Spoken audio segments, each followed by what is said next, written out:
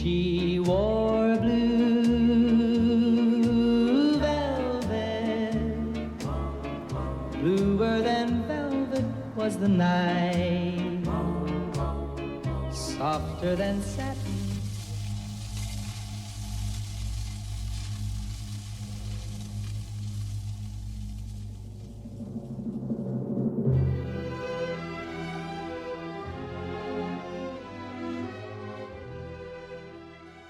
Es evidente que Blue Velvet es una película que forma parte de una cierta tradición cinematográfica, por más que David Lynch apareciera como un cineasta nuevo, y desde luego podemos decir con toda seguridad que es el cineasta más importante de los estadounidenses de su generación, ¿no? Hay evidentemente muchas cosas de Alfred Hitchcock, James Stewart de La ventana indiscreta, que observa a sus vecinos día y noche con una cámara fotográfica para observar sus vidas y las observa fascinado y con ganas de comprender lo que no acaba de comprender, y acaba como este chico resolviendo un crimen casi sin proponérselo, ¿no? Por otra parte, la influencia de otros cineastas como Buñuel y su fauna de insectos, o el plano detalle de la oreja, o de Alain Resnais en Lo laberíntico, son también muy obvias. Supongo que en el origen de los orígenes estará la figura impecable y extraordinaria que ha influido en media historia del cine de Ernest Lubitsch, pero claro, aparentemente no hay nada más diferenciado de Ernest Lubitsch que David Lynch, ¿no? Trabaja sobre el concepto del oculto, vertebrando todo sobre la deconstrucción de la propia narración y sobre la suspensión de su sentido. Por ejemplo, el propio armario, desde el que se observa oculto todo cuanto acontece y es desconocido por los otros personajes que está siendo espiado,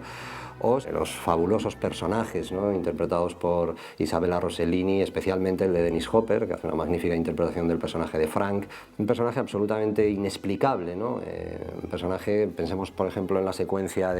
en que va a ver a su amigo Ben, y mientras Ben canta en playback la canción In Dreams, sus reacciones son absolutamente sobrecogedoras. Pasa sin transición prácticamente ninguna del placer a la rabia, de la violencia a la euforia, a la agresividad, de un modo que no logramos explicar y que no logramos entender. Let's fuck! I'll fuck anything that moves! Fijaros en el uso que hace de los objetos o del atrecho, por ejemplo, desde el principio de la película, con la manguera que se engancha como primera metáfora de lo que va a suceder, de que las cosas no funcionan, que producen el infarto del padre, el retrato que esconde Dorothy debajo del sofá, el gorrito del niño que tiene tanto poder significativo de un mundo perdido y finalmente recuperado cuando el niño vuelve a salir con el gorrito en la parte final de la película, y por citar uno que es probablemente el más llamativo, la máscara respiradora que maneja siempre Dennis Hopper y que tiene una consecuencia final extraordinaria sobre el personaje de Dorothy, cuando desnuda y habiendo perdido todo el sentido es llevada en una ambulancia aplicándole también una máscara de oxígeno, que por otra parte es una situación muy natural, pero que crea un eco, una resonancia magistral con la máscara con la que respiraba el personaje de Dennis Hopper, y es lógico porque no deja de ser su verdugo, ella la víctima, y por lo tanto lo que hace ella y lo que tiene ella es la consecuencia directa de lo que hizo el otro, ¿no? En el uso de los movimientos de cámara es muy célebre el primer movimiento de cámara que hay entrando en la hierba y descubriendo que más allá de ese mundo ideal hay monstruos, pero son especialmente atractivos las vertebraciones un poco, digamos, estructurales de esos movimientos. Por ejemplo, os cito alguno así de entrada, como el movimiento de cámara que en una especie de pesadilla que tiene el personaje se introduce en el interior de la oreja que le encuentra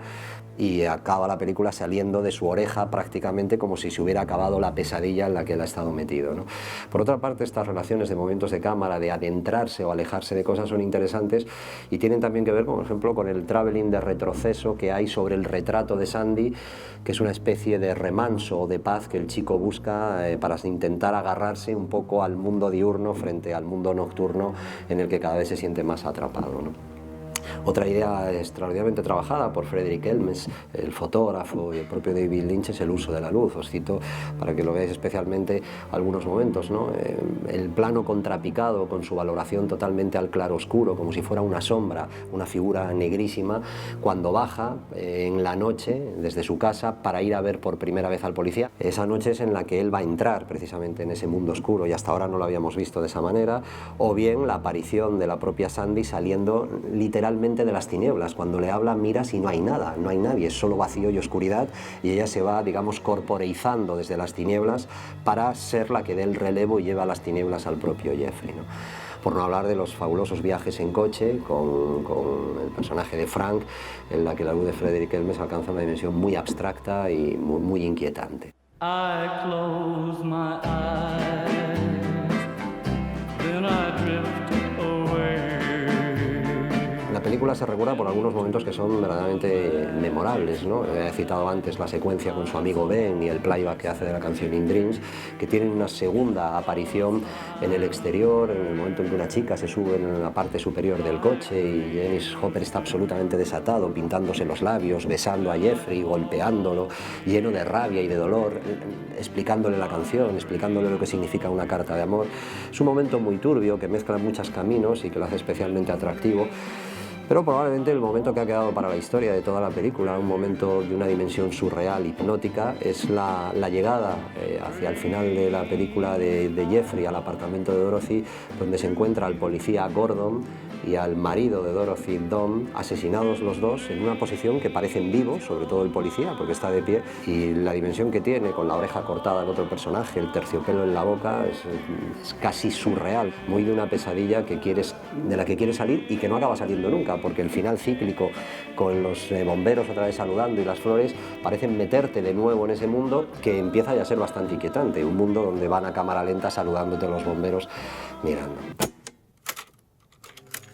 La película creo que alcanza su fuerza extraordinaria precisamente en la incomprensibilidad de determinados personajes, ¿no? En el misterio que encierran y en la incapacidad que tenemos los espectadores para saber exactamente qué significan esos personajes, ¿no? En ese misterio es donde está contenida parte de la grandeza de Blue Velvet, en lo que queda oculto, en lo que queda escondido, en lo que no se resuelve nunca, porque al fin y al cabo el ser humano es bastante incomprensible y bastante difícil de analizar con parámetros, digamos, más o menos matemáticos o mecánicos, ¿no?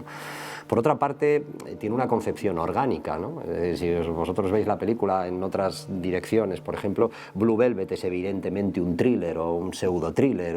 bueno, tiene algo de thriller en su base constructiva, y a ese thriller prácticamente no asistimos nunca, siempre estamos fuera de juego, siempre llegamos tarde, siempre se nos cuenta elípticamente. Por ejemplo, el chico yendo a casa del poli, enseñándole las fotos y comentándoselas, y dándonos unos flashes de algo que nosotros no hemos vivido, porque se dio elípticamente y no nos enteramos después, al mismo momento que el poli. O por ejemplo en la secuencia casi final, no en la final, pero en la secuencia climática en el apartamento de Dorothy, cuando él se entera del ataque de la policía a la banda de los gángsters a través de una radio de un poli por la que va escuchando parte de lo que pasa en el lugar que está en el atraco, ¿no? Esta deconstrucción y esta fracturación implica un sentido suspendido y algo que queda generalmente oculto, que es, como os decía, extraordinariamente orgánico con el sentido de la construcción de los personajes, ¿no? Bien, es evidente que Blue Velvet supuso a mediados de los 80 la culminación del estilo de David Lynch. Hay mucha gente que piensa, no sé si acertado o equivocadamente, esto sería supongo que muy discutible, que es su mejor película, pero en cualquier caso lo que define ya es de un modo definitivo cuáles son las bases de su estilo que le llevarían posteriormente a conseguir algunas grandísimas películas y algunas de las mejores películas estadounidenses de este siglo, ¿no? Pero especialmente a Mulholland Drive y a Irland.